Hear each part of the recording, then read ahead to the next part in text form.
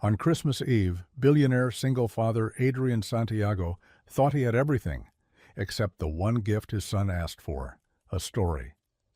But when he stepped into the cold Manila night, he found one waiting in the unlikeliest place, a little girl elbow-deep in a trash bin, searching desperately for a shoebox tied with silver ribbon. Inside wasn't money or toys, but a map that only worked on Christmas Eve, and a secret that connected their lives in ways he never imagined. What he uncovered would change everything.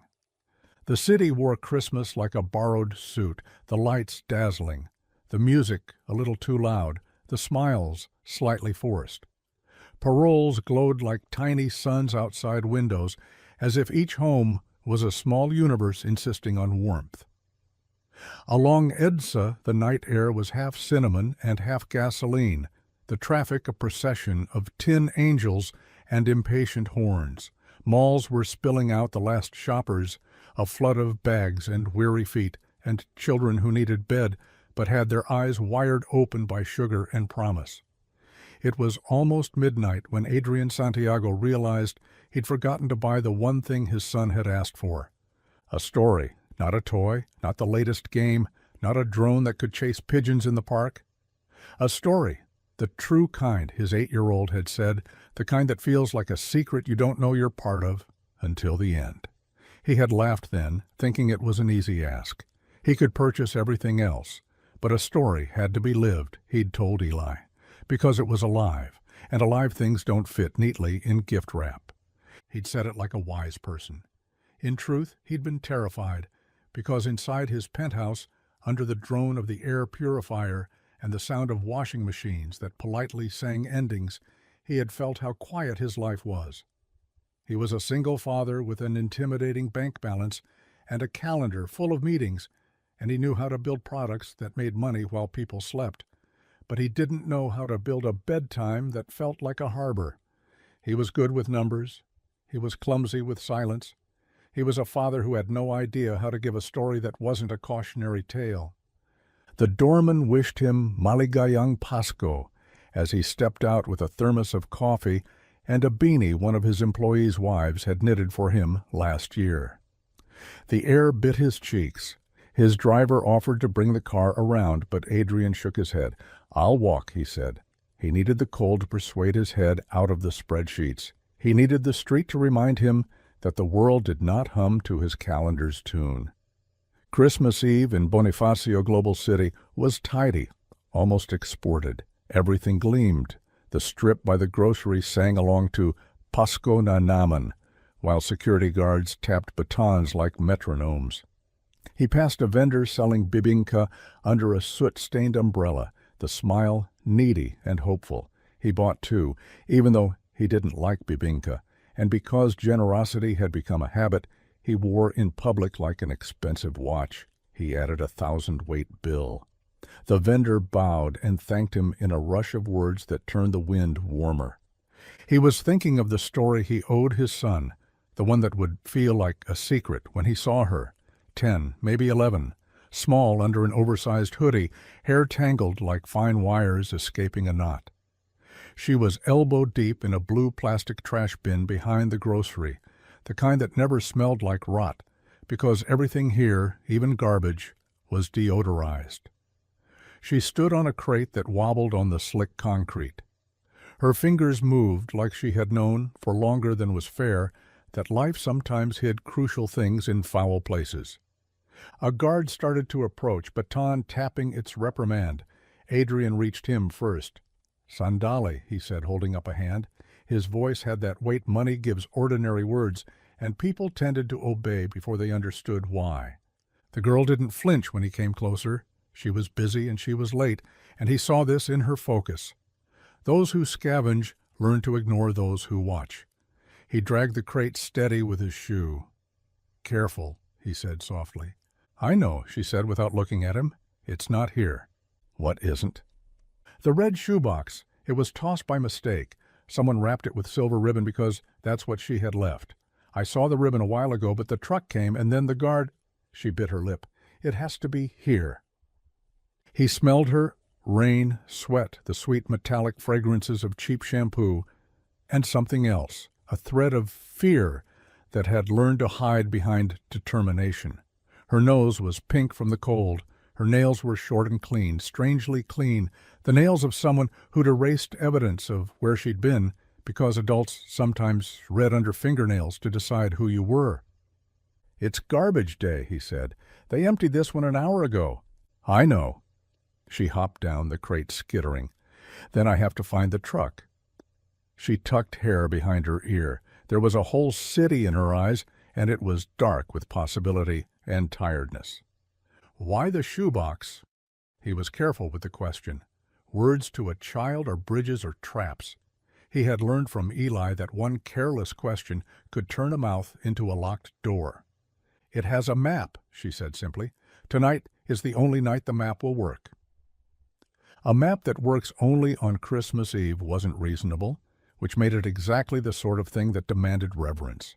He saw his son at the table, milk mustache and impatience, asking for a story that would feel like a secret.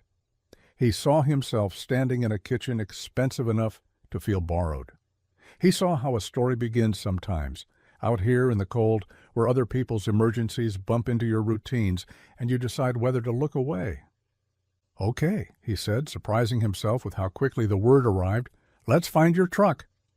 The guard made a noise, disbelieving, "What are you doing, sir?" and then quieted when Adrian looked at him.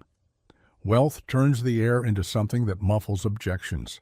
"Call the grocery manager," Adrian said mildly, "and the barangay. Tell them we're tracing a misplaced item." "Sir, it's garbage." "It's a map," Adrian said, as if that settled a matter of astronomy. He texted his driver. The SUV glided up like a promise. The girl hesitated, hands in her hoodie pocket, body language suddenly feral with caution.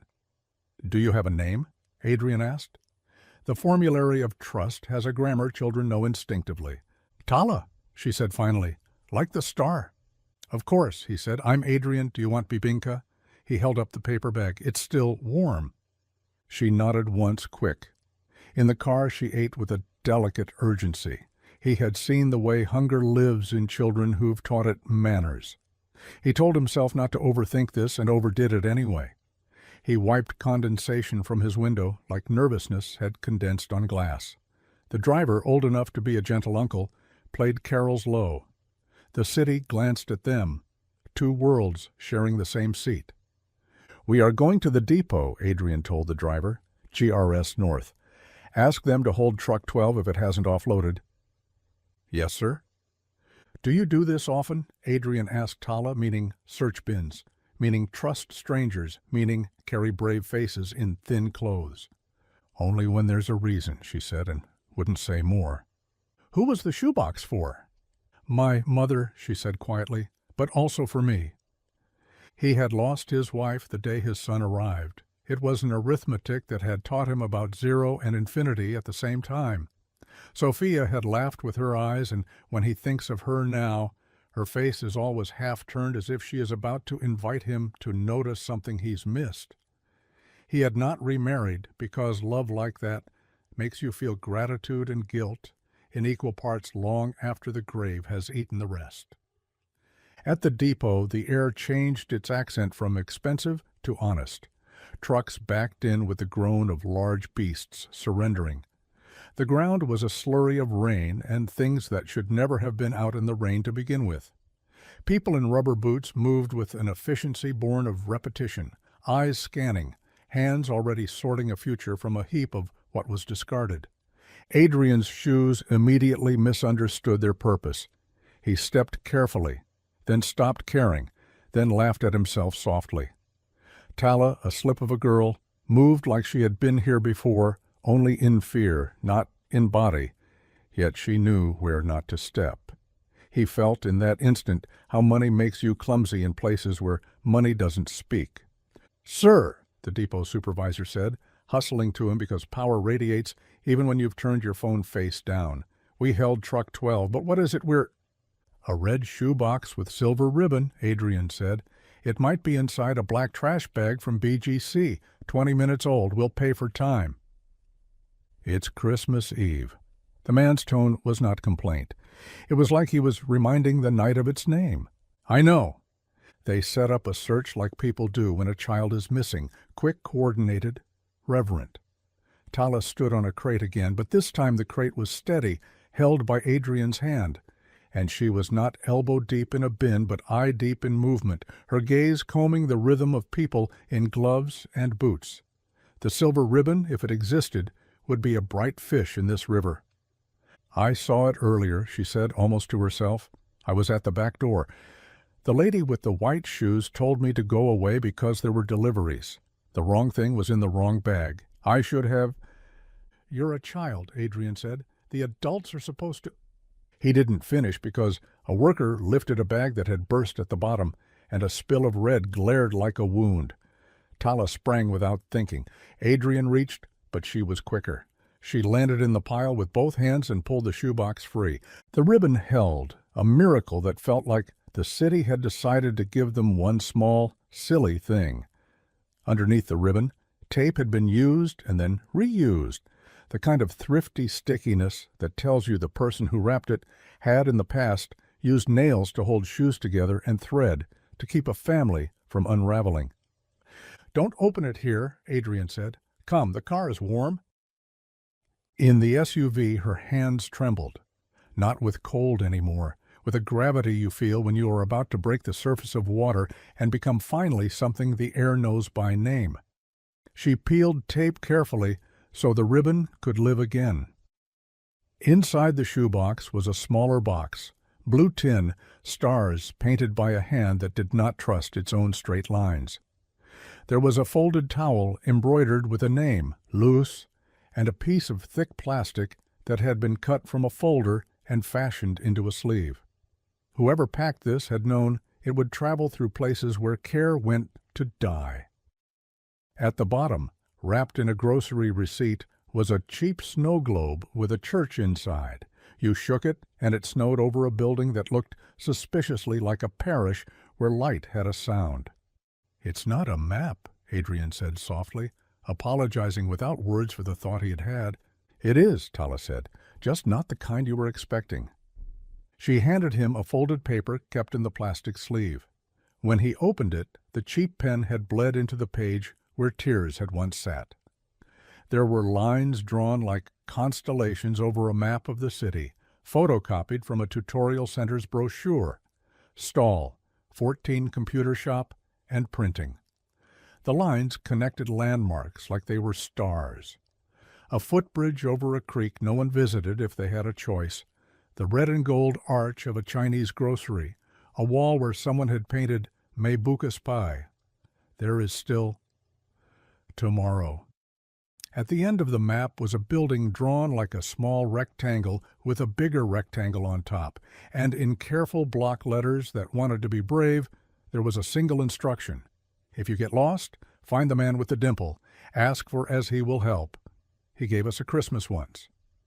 Adrian felt his heart misstep in his chest. As he pressed his tongue to his right cheek, felt the muscle push against skin in a familiar shape. Children memorize faces by the quirks grown-ups forget they carry. "Who is Luz?" he asked, even though a part of him already knew. "My mother," Tala said.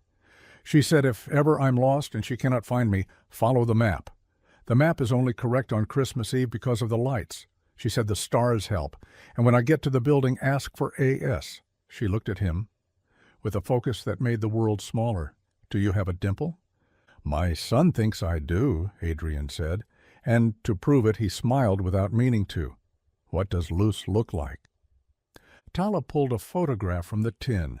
It had been printed on matte paper at a place that charged per page and frowned on reprints. There was a woman in it, hair pinned back, with cheap barrettes that thought they were pearls, eyes that laughed because life had otherwise insisted there wasn't much here to laugh about. She was young then, but you could see how age would look on her, how it would sit respectfully on bones that were loyal to labor. Her arm was looped through the arm of a man in a company ID he recognized, QS Digital. In the background was a small pop-up stall with a tarpaulin banner that read, "Employee Holiday Bazaar." There were fairy lights draped like invitations, and the man in the ID, himself, before he'd learned to call money by its first name, had a Santa hat on crooked. The photo was dated in blue pen, December the 24th, 2016. What rewrote his night wasn't the cheap date ink. It was the writing on the back. It was Luce's tiny, careful letters. Sir A.S., if I never see you again, thank you for buying all the empanada I could not sell that night, and for giving me your cab, even though it rained and your wife was waiting. You don't remember me, but you said pay it forward. I'm trying, but if life forgets us again, please remember this face. This is my daughter. Her name is Tala. If she finds you, please don't send her away. He remembered the empanada. He remembered Sophia laughing at him when he arrived soaked and empanada-laden, her hands cupping his face, her belly full of their future. He had forgotten the woman's features because grief installs curtains in the mind. It lets only certain memories through. He felt now a small hinge in time swing open. He wasn't superstitious, but there are moments when coincidence becomes a language, and even doubters are fluent when it speaks like this. "Where is your mother?" The question came out like a confession. "She died last month," Tala said. She said it the way kids say math answers when they know they're correct but hate the truth of numbers. A jeepney. The police said the brakes were excuses, but she was still gone. Her throat worked around tears that had practice being refused. "She left me at the shelter while she worked the canteen at the new building in Mandaluyong. She said she would get me on Christmas. I left the shelter today to make sure I could follow the map to the building. I needed the shoebox because inside was the plastic and the photo and—" She held up the snow globe, shook it hard. The flakes rose like insult and then fell like forgiveness. Adrian touched the corner of the photograph where a thumb had once worried the paper smooth. He thought of his son upstairs, waiting for a story that felt like a secret. He thought of his calendar sending reminders he had trained himself to treat like commandments. He thought of how lives are made of these small, unlikely bridges between strangers, how people carry one another without knowing over and over, like the city carrying holiday lights because the dark would otherwise be an exhausted thing. "We're going to that building," he said, "tonight. But first, we need to call someone at the shelter so they know you're safe." "I left a note," she said quickly, offense flaring like a protective cat. Then, guilty, softer. "But I didn't sign it. They might not know it was me. They have too many to remember." "I will call," he said, "and then we'll follow the map. Do you know how to read constellations?" "I know Orion," she said, "and the 3 stars in a row. Mama taught me. It's easier here because rich people like lights." "They do," he said. "Sometimes it's because they don't know how else to fight the dark." He dialed the shelter, money making the phone ring at the other end, even on Christmas Eve. A sleepy voice turned brisk when he said there was a child named Tala with him, safe. He felt the relief collapse through the line. He gave his name because it acted like a key in locks he despised. He promised to bring her back after midnight, but the woman said, "If there is family who can claim her, sir, we—" and faltered. Home is not paperwork. It is geography you learn with your body. It is the route your mind takes when it is scared and needs to hide. "We will try to find family," he said. He hung up before duty could make a mess of mercy. The map's constellations for the city arranged themselves as if the person who drew them had considered how the world looks to children from bus windows. They drove past the footbridge where water forgot to be clear. They counted the second left after the Chinese grocery.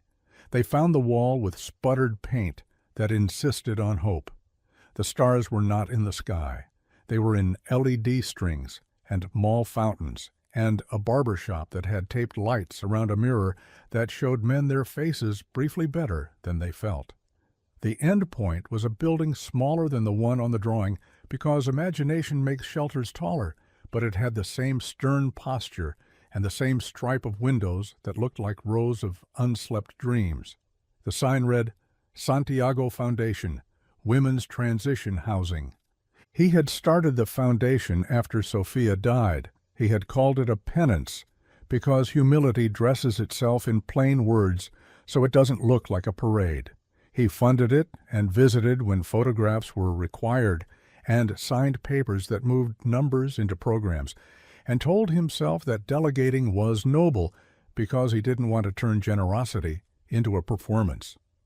He had never come here at midnight. He had never stood on the sidewalk listening to the way quiet wraps itself around a building where women sleep between departures and arrivals. "Ask for A.S.," Tala whispered, reading her mother's handwriting again as if letters could be doors. Inside, the night manager looked up with a scolding ready that fell, clanking and embarrassed, when she recognized Adrian. "Sir?" she said, charity and surprise rearranging her mouth. "We didn't expect—" "I know," he said. "This is Tala. Her mother was Luz. She left a note with me in 2016, but the real note was tonight. She drew a map. The end was here." "I remember Luz," the woman said slowly. "She volunteered in the kitchen when she could. She made sopas that made the night less cruel." "She died," Tala said, and the woman closed her eyes briefly, like a prayer needs a pause. "I'm sorry," the manager said, and it wasn't professional. It was almost familial. "Come in, Anak. We'll find your file." They sat in a small office where the desk had been cleared of the day's paper snow. On a board was a photograph of graduates of a skills program, women holding certificates as if they were passports at last, their smiles all new. There was a box of crayons on the table, dull with use. There was a single tea bag in a mug that smelled like previous beers, because life sometimes is exactly like that. The manager fished out a folder from the plastic filing cabinet with a speed that told Adrian the entire system was made of 3 people and a kind of competence no one teaches. "Luz del Mundo," she read, age 33, child female, 10, occupation, canteen helper, laundry worker, holiday bazaar vendor. Dream, to have a room where we can lock the door and lose the habit of looking back while we sleep. The woman swallowed. Next of kin, an older sister in Tanza Cavite. No phone. A neighbor with a number. She tapped the page. "Call," Adrian said. The phone rang, and then woke someone who was perhaps used to waking in the middle of the night by noises that had nothing to do with phones. The neighbor spoke in a dialect that made words wear different shoes. The manager translated. Yes, there was a sister. Yes, there were many children. Yes, they were poor in the usual ways and foolish in ways that made poverty invent new words. Yes, they would come tomorrow. No, they did not have fare. Yes, they would ask around. "I'll send a car," Adrian said. "At 6? "Sir," the manager began, but he had already texted the driver. Money performs logistical ballet when it is told to dance. It can also be ungainly when it's asked to sit still and listen. But tonight, it knew its steps. "Can I sleep here?" Tala asked carefully, the words not wanting to be presumptuous. "You can sleep in my guest room," Adrian said, his mouth faster than his plans. "If you want. My son would like to meet you. He asked for a story." Tala looked at the manager as if the rules lived with her. The woman smiled. "Go," she said. "It is Christmas, and you found the end of the map. Sometimes that earns a sleepover." The penthouse was warm because expensive buildings know how to keep cold out. Eli jumped up from the couch where his aunt had let him break curfew in exchange for a promise to brush teeth like someone was watching. He had Adrian's hair and Sophia's eyes. His socks were reindeer. "Is that the story?" he asked breathlessly, seeing the shoebox and the not-quite-stranger and the way his father's face was wider, somehow, as if it had learned to hold more. "It's a beginning," Adrian said. "This is Tala. She is staying the night if she wants." "Do you want hot chocolate?" Eli asked Tala, like it was a government decree his kitchen complied with. "Do you like marshmallows? Do you like snow globes? That one is my favorite." He pointed. There were several on the shelf, little illusions that had arrived as gifts from people who didn't know what else to give a man who had almost everything. Tala held up hers. "I have one too," she said, "except mine is mostly water and a church that looks tired." "Mine has a dinosaur in a Santa hat," Eli said solemnly, then grinned. They drank hot chocolate with a seriousness that made the night feel official. Adrian excused himself briefly and went to the balcony where the city twitched with neon.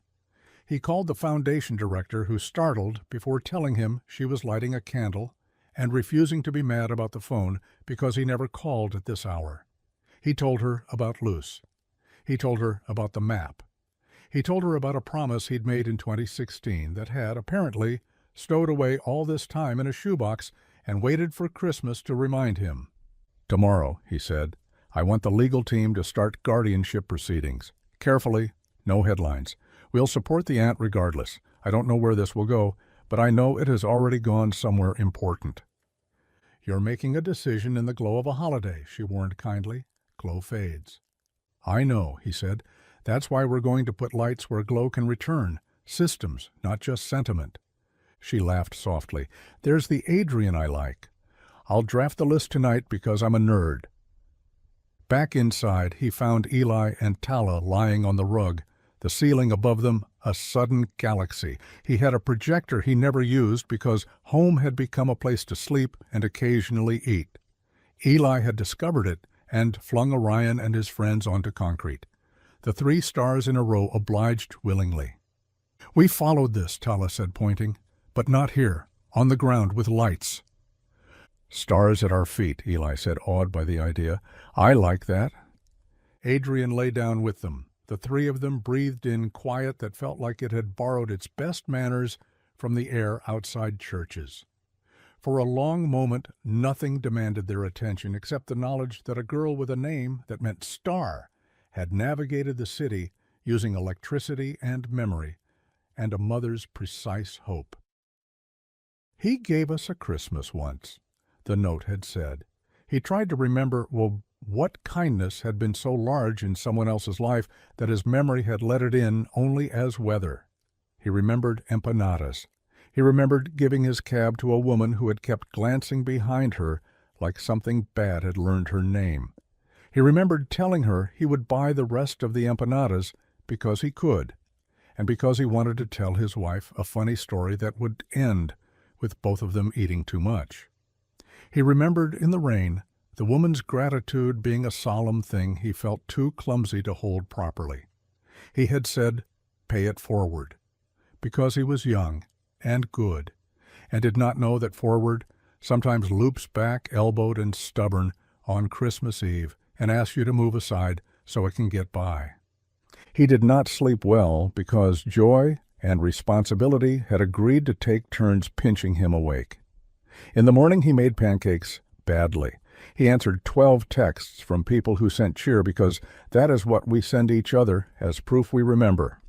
He ignored 3 messages from a board member who believed philanthropy should be an arm of PR and was always hungry when others didn't eat. He watched Tala laugh at a joke his son told and felt a part of his life he had accidentally thrown away crawl back and sit at the table and take a bite. They drove to Cavite with a trunk full of groceries and the shoebox, carefully re-ribboned.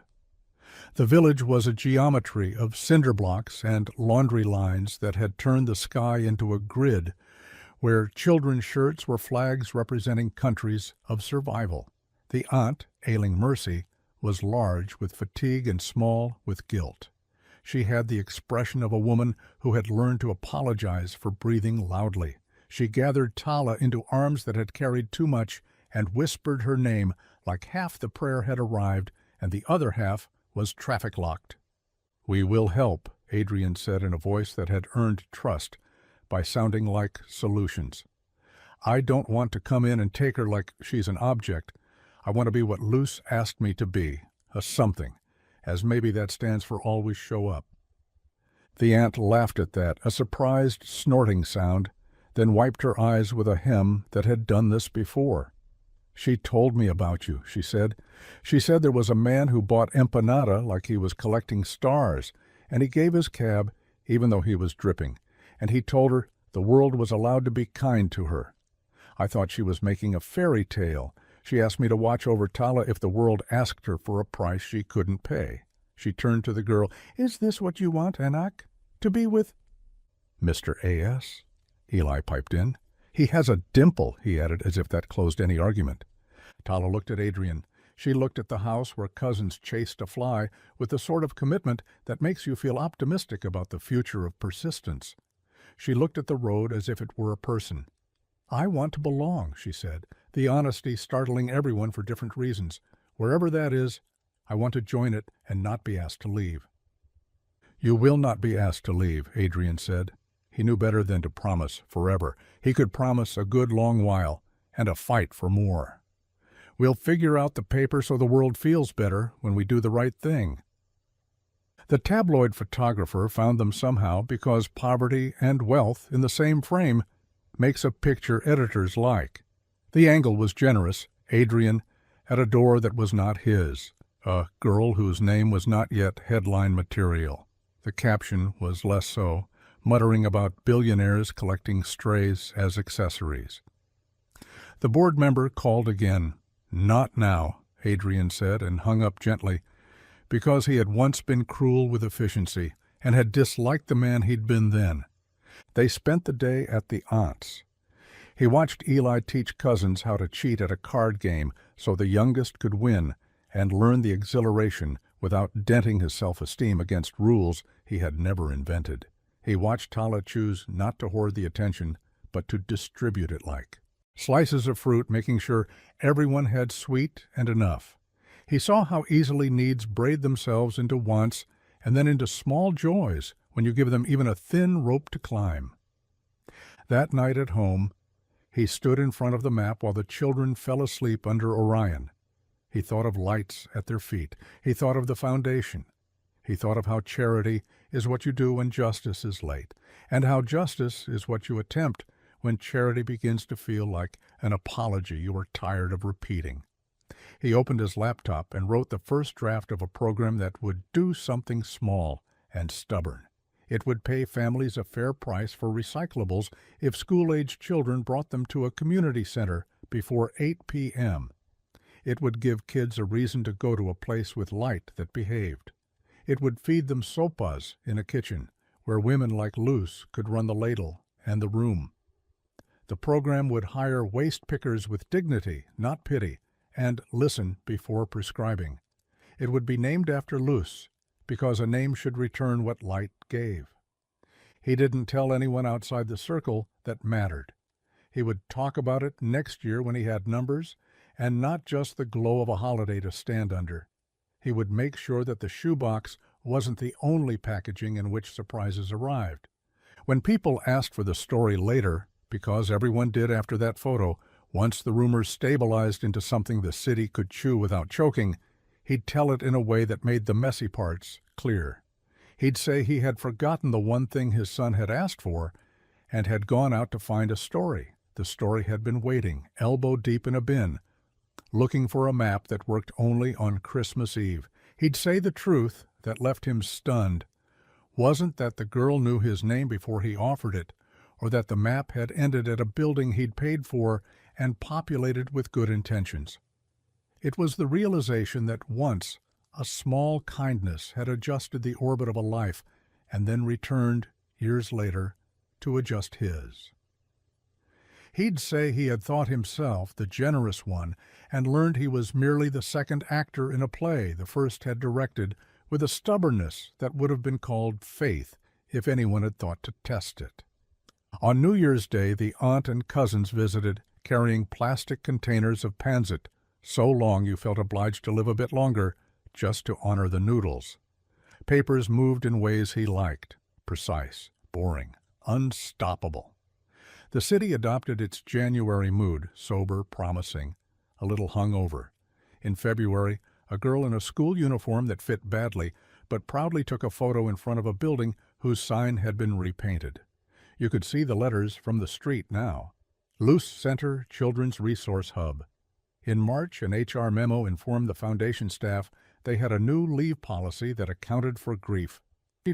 Without making women feel like tiredness was a crime. In April, the board member who disliked philanthropy's lack of glamour stepped down, not out of protest, but because he realized with relief that he preferred a life where giving didn't ask him to feel more than he could manage. In June, Eli and Tala fought over the remote and then solved it together like adults think, children can't. In August, Adrian learned to make sopas the way Luce had, which is to say he learned to cook soup until it tasted like sleeves gently wiping a child's mouth, and not like a chef demonstrating mastery. In October, when a typhoon licked the city's edges and left people without candles, the center had lights anyway. Kids came with their sacks of plastic and left with bowls of something hot and faces that knew itinerary: home, sleep, school. No miracles, just calendars that had forgotten how to be cruel. On the next Christmas Eve, the stars stood where they always had, but people found them with less squinting. The city wore the holiday like a suet it owned now. Adrian took the shoebox lid, emptied of emergency and full of memory, had it framed and hung it by the door. It looked simple there, a rectangle among rectangles. Visitors sometimes asked about it. He'd tell them it was a reminder that directions are only as good as the people who decide to obey what they ask. He and the children ate bibinka on the balcony. Eli had grown an inch and learned ever so slightly when to not talk. Tala had grown quieter in ways that worried him, and then louder in ways that relieved him. She had learned to own space with the ease of someone who no longer expects the floor to fall from under her. They watched a sky not really made for stars learn how to be beautiful anyway. "Do you have my story?" Eli asked, softly theatrical. "I think you might have it," Adrian said, "but I'll try to tell it anyway." "Tell the true kind," Tala said. It had become a household joke whenever someone threatened to fib to spare a feeling. "Tell the true kind." "The true kind," he said, and began.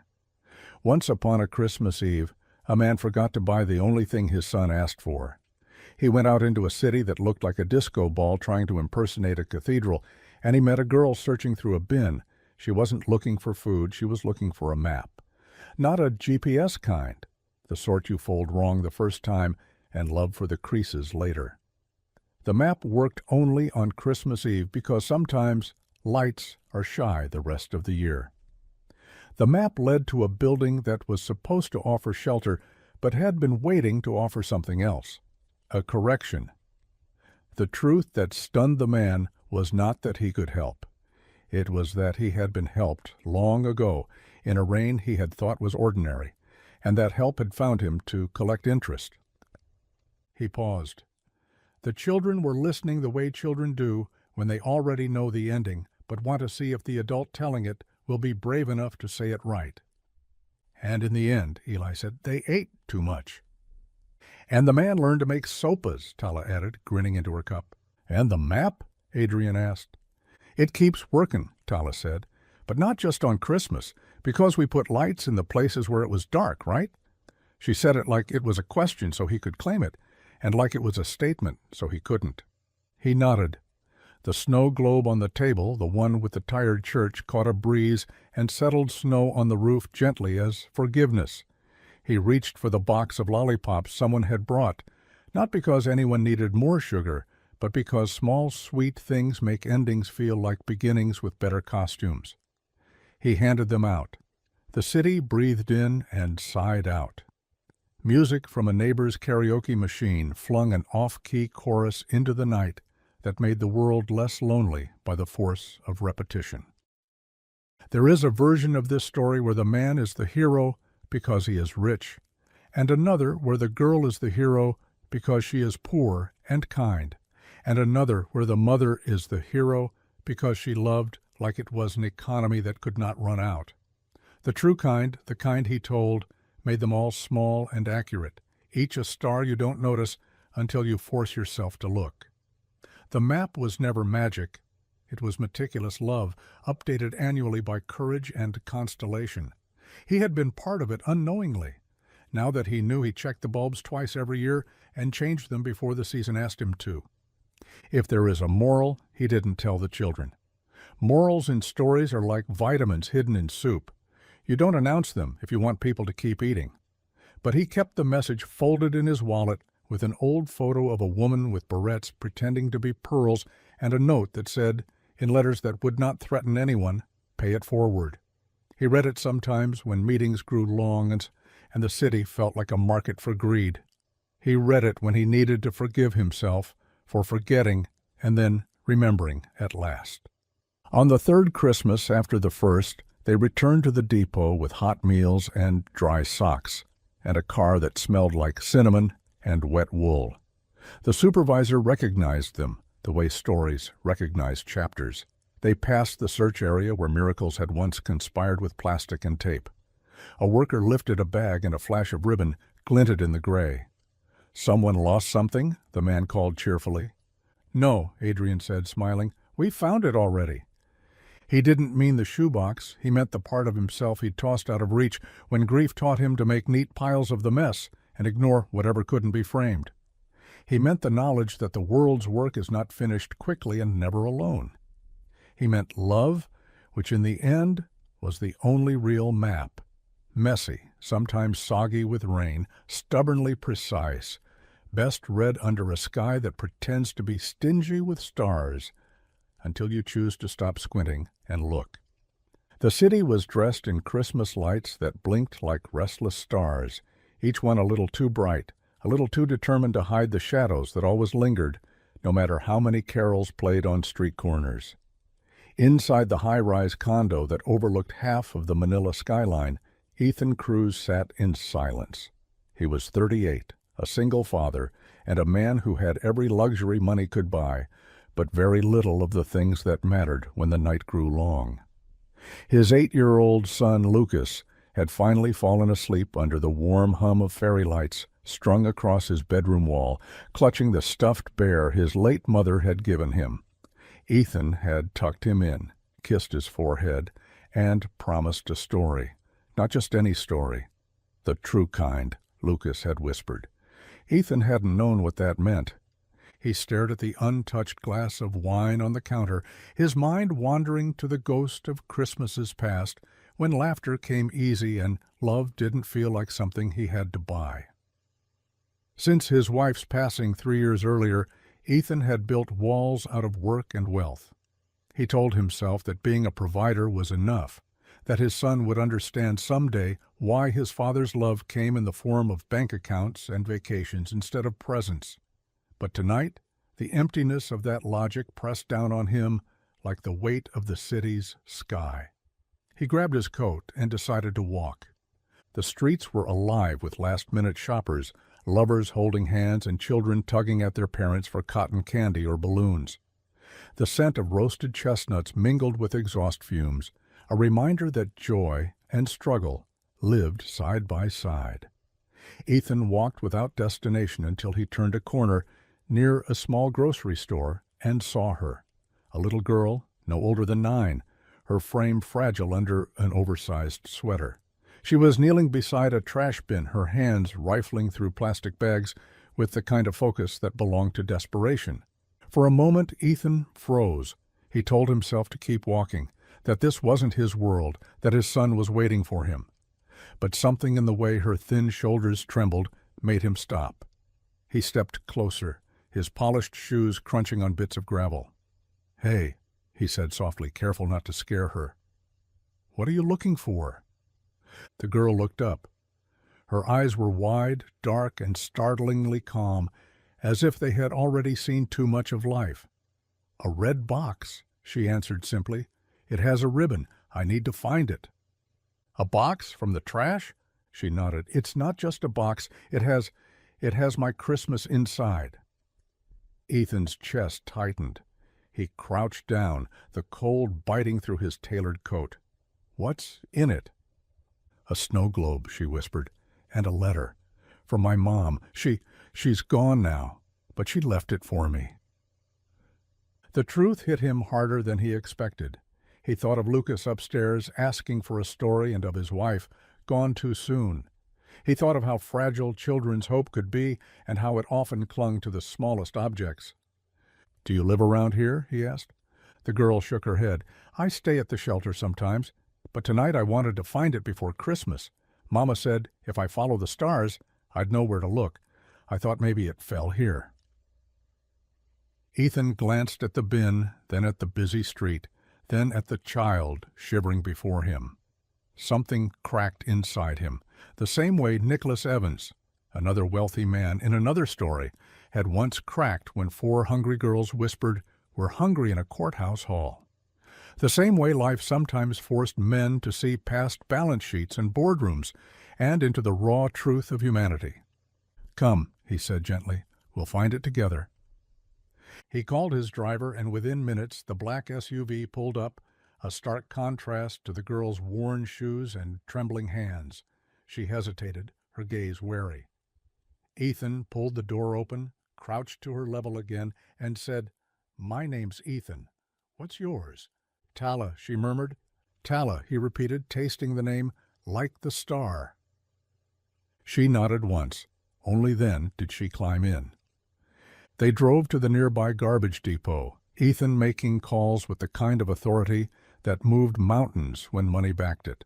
Workers searched bags under floodlights, and just when despair began to settle, one of them lifted a small battered shoebox tied with silver ribbon. Tala gasped, clutching it as if it were made of glass. Inside, wrapped in a faded towel embroidered with the name Luce, was a cheap snow globe with a tiny church inside and a folded letter.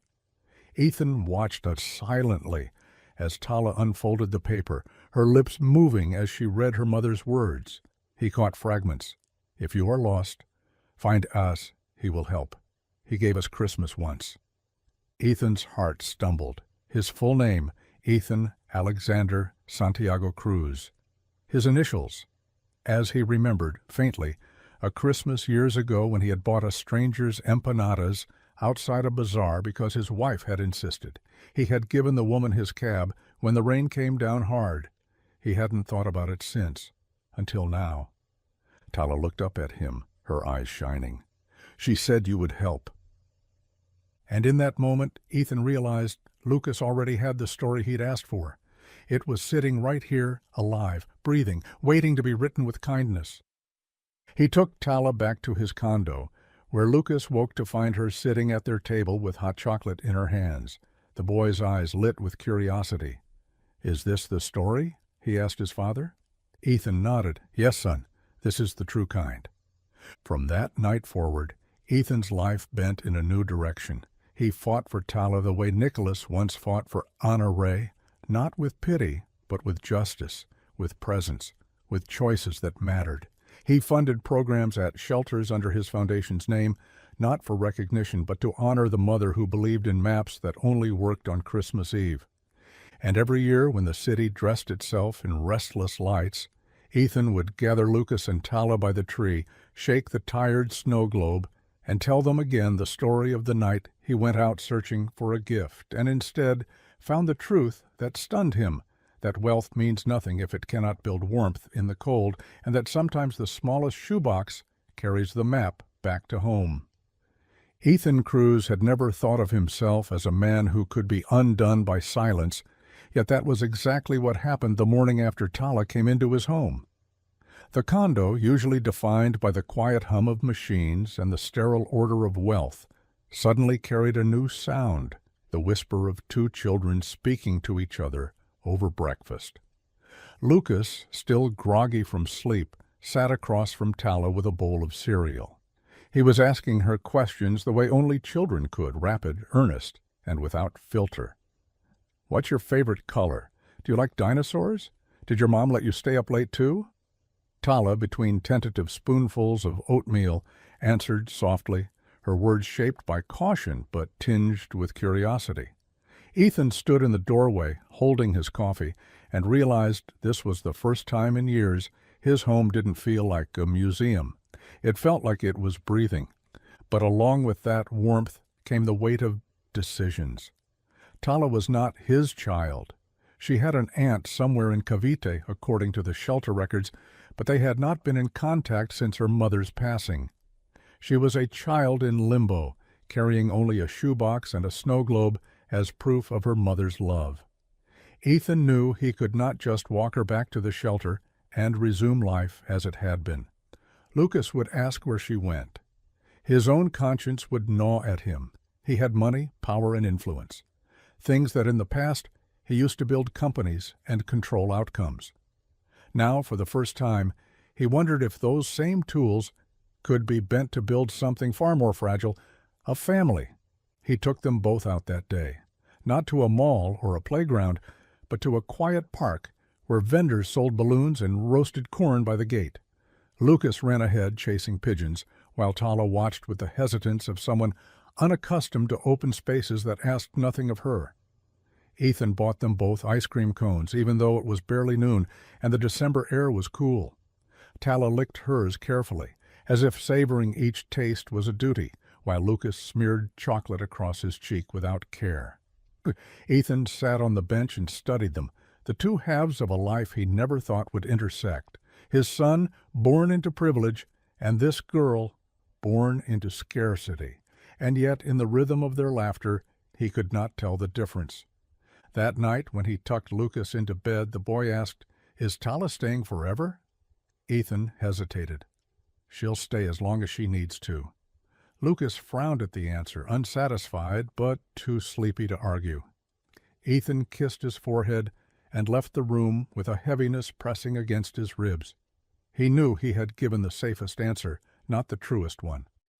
Over the following weeks, Tala's presence rewrote their routines. She woke early, unprompted, and often helped the housekeeper with small chores. She folded Lucas's clothes neatly, arranged the books on his shelf, and sometimes hummed songs Ethan didn't recognize while washing dishes. She carried herself with the quiet grace of a child who had been forced to grow older than her years, and yet, when she laughed, truly laughed, it was high and bright, reminding everyone in earshot that she was still only a little girl. Ethan began to learn more about her mother, Luce, through the stories Tala shared at unexpected times. At dinner, she would suddenly say, "Mama used to put garlic on the window so bad spirits wouldn't come in." Or when Lucas spilled his juice, she would softly add, "Mama said accidents are just reminders that we're alive." Each fragment built a picture of a woman who had carried burdens with quiet resilience, who had given her daughter love wrapped not in money, but in rituals and words. Ethan found himself mourning her too, this stranger he had once met briefly at a rainy bazaar, without knowing the threads she had woven into his life would resurface years later through her child. But outside their small circle, the world was not so forgiving. When word spread that the billionaire Ethan Cruz had taken in a girl from the shelter, tabloids spun their versions of the truth. Headlines speculated, was this charity, publicity, a scandal waiting to erupt? Cameras followed them when he took the children to church on Sundays. One photograph of Tala holding Ethan's hand while Lucas clutched the other went viral online with the caption, "The millionaire's new family." His board members called, advising him to manage the optics. Ethan listened in silence, and then, for the first time in years, hung up without responding. What unsettled him more than the scrutiny was the reappearance of people from Tala's past. Her Aunt Mercy arrived one morning at his office. She was a woman with tired eyes and calloused hands, apologetic in her posture. "I want her back," she said. "She's my sister's child. She belongs with family." Ethan invited her to sit, offering coffee she didn't touch. He listened as she explained her poverty, her struggle to care for her own children, her guilt for not taking Tala sooner. "But I heard she's with you now, sir," Mercy added, her voice trembling. "I can't compete with that. I just don't want her to forget us." Ethan studied her, torn. Mercy was not a villain. She was simply a woman drowning in circumstances. "She won't forget," he said finally, "but she deserves stability. If you truly want what's best for her, let me help you too, not just her, but your whole family." Mercy looked at him with suspicion, then with reluctant relief. It was the first of many conversations that would stretch into months, guided by lawyers, social workers, and paperwork. But in the end, Mercy agreed to let Ethan pursue guardianship with the promise that Tala would always know she had an extended family in Cavite who cared for her. For Ethan, the process was more than legal. It was transformative. He attended hearings not as a CEO, but as a man learning to fight for someone who had no voice in rooms where decisions were made. He endured background checks, psychological assessments, home studies that required him to explain why he worked such long hours. He found himself answering questions he had avoided for years. Why did he want to raise a child who wasn't biologically his? Could he provide not just financially but emotionally? Each question stripped him bare, forcing him to admit truths he had long buried. One evening, after another long day of forms and interviews, he sat with Lucas and Tala on the balcony. The city lights blinked below, restless as ever. "Do you know what family means?" he asked them. Lucas, mouthful of marshmallows, shrugged. "People who live in the same house." Tala tilted her head. "People who don't leave." Ethan felt his throat tighten. He pulled them both close and said, "Then that's what we are." Christmas came again a year later, and this time there was no shoebox to search for in the trash. The snow globe sat proudly on the mantel, not as a relic of loss, but as a symbol of finding. Tala, now more comfortable in the home, decorated the tree with Lucas, stringing popcorn garlands and hanging mismatched ornaments they had collected together. Ethan watched them, realizing that the story Lucas had once asked for, the true kind, was no longer a tale he had to invent. It was unfolding in real time, messy and beautiful, with every laugh, every tear, every shared meal. Yet wealth has a way of complicating even the purest intentions. Investors questioned his priorities when Ethan began funding shelters and scholarship programs under a foundation he named after Luce. "This isn't scalable," one of his partners complained. "You're pouring millions into causes that don't generate returns." Ethan looked him in the eye and said, "Maybe not financial returns, but some returns can't be measured in profit." For the first time, he felt no need to defend his choices with graphs or projections. He was learning that impact could be measured in meals served, in children enrolled in school, in nights when no one had to sleep on a cold floor. Tala thrived. She excelled in school, not just academically but artistically, drawing constellations on paper as if mapping out the same stars her mother once told her to follow. Lucas grew too, less lonely, more grounded, his laughter no longer edged with the hollowness Ethan once feared. Together, the two children built a bond that felt less like friendship and more like destiny. They squabbled over toys, defended each other fiercely at school, and whispered secrets late into the night. Ethan often stood by their door listening, grateful for the noise that once would have annoyed him, but now was proof that his home had healed. The day the court granted him full guardianship of Tala, he sat in the wooden bench of the small courtroom and felt something shift permanently inside him. The judge's words were procedural, the papers dry, but the meaning was profound. He was no longer just a man raising his son. He was a father of two. He looked at Tala, who clutched his hand tightly, and at Lucas, who grinned proudly, as if he had just won a medal. Ethan realized then that wealth was not in his bank accounts or his penthouse views. It was here, in the warmth of two small hands that trusted him to never let go.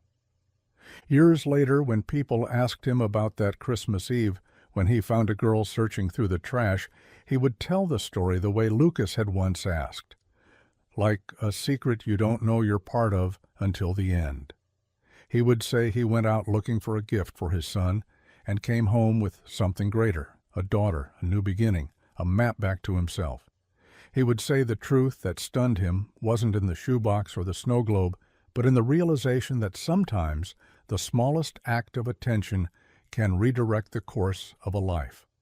And every Christmas after, when the lights blinked restlessly across the city, he would gather Lucas and Tala, shake the snow globe gently, and remind them, "This is our story, the true kind, and we're still writing it together." Months after the court officially recognized Ethan as Tala's guardian, life began to settle into a rhythm that was both ordinary and extraordinary. Ordinary in the sense that mornings now consisted of school uniforms, packed lunches, and half-finished homework rescued from under couch cushions.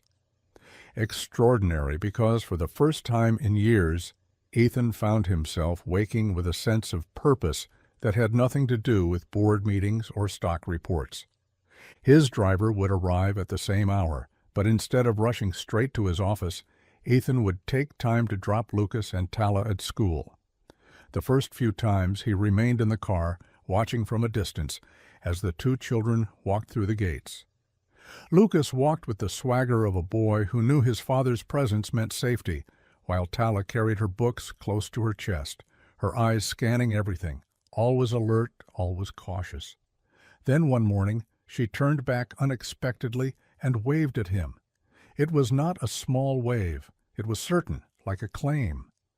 Ethan lifted his hand in response and felt something inside him settle. He belonged to her now, too. But transformations do not come without cost.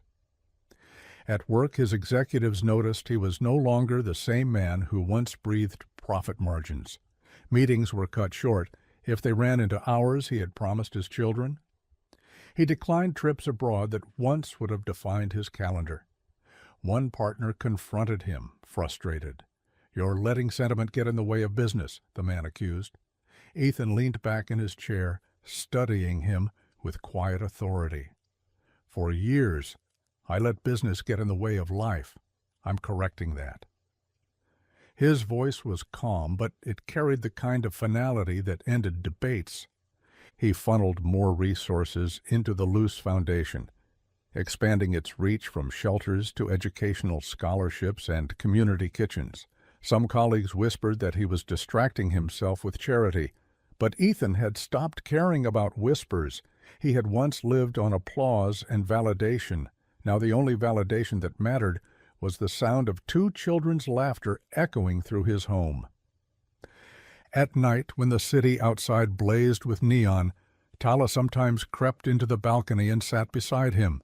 One evening she whispered, "Do you ever think my mom would be angry that I live here now?" The question pierced him. He turned to her, seeing not just a child, but a girl old enough to carry guilt she shouldn't. "No," he said firmly. "She would be grateful, because you're safe, because you're loved, and because everything she wished for you, I will fight to give." Tala's eyes shone with tears. She quickly blinked away. She leaned against him, small and certain, and for the first time she whispered, "Papa." The word cracked him open, undoing years of armor he didn't know he was still wearing. He kissed the top of her head and let the moment carve itself into his heart forever. Lucas at first wrestled with jealousy. He had been used to his father's undivided attention. There were tantrums, slammed doors, and sulking at the dinner table. But Tala, with the patience learned from a life of waiting, never pushed. She offered him her crayons when his broke, saved the bigger slice of cake for him, and once even defended him at school when older boys teased him for being spoiled. Slowly, Lucas realized that having a sister didn't mean losing his father's love. It meant multiplying it. The night he slipped a blanket over Tala when she fell asleep on the couch, Ethan saw it and smiled.